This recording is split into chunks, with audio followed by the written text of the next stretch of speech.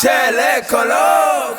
yéen tama boobu nga xam ni jiitu na sama juddu baay. xaalis bi liggéey nañ maçon liggéey nañ électricien lépp def nañ ko mais mënuñu fexe ba jot tama. 5 millions nu ngeen di liggéey maçon ba am ko. loolu mooy problème bi. nekku leen entrepreneur maçon. loolu la de. da ngeen di menee baru. mu koy fu mu toll nii dañuy ñaan njëkk rek. yow li raw de.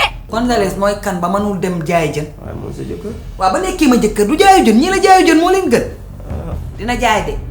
xaw ma dala jaay la jooy. yow waxuma la woon bu fi ñëw mbaaco dafa am problème ngay bëgg ne da ngay ñëw fii ci kër gi yow ban ay nga fi am yow Xadi yow et puis fan nga taxawee nga ne. waaw kay ça fait le compte maa ngi nii kër ga laa jëmoon. man su ma gisee ñi nga xamante ne dañuy liggéey di dimbali seen njaboot. da ngeen may neex. ah ndeysaan waaw gis nga rek xooslu ak góorgóorlu rek ah bañ a baisser les bras ah. ci la dibi la ak banaana. après nga lekk. waaw indi ma teg ko nii. bàyyi nga waay.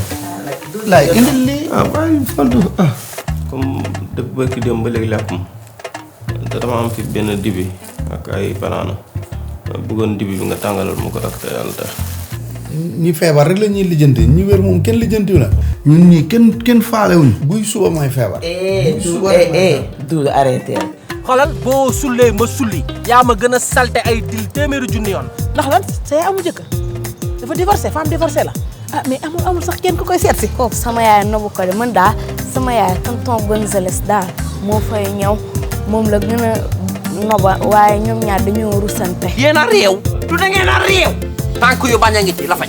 mën ngeen a dox ay gannaaw kër di tuuru ci seeni tubéy. yaa laay. yow lay yambar lu ne. loolu yóbbu na ma hôpital.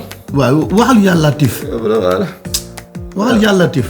nit yàlla tif ku amul nga wax. non yow yàlla tif pour ñëpp la nga naan.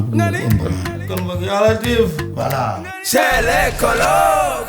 C'est une série chez les colocs, mardi sur la Sen TV et sur la chaîne YouTube de Cristal Vision. Votre vision devient une réalité.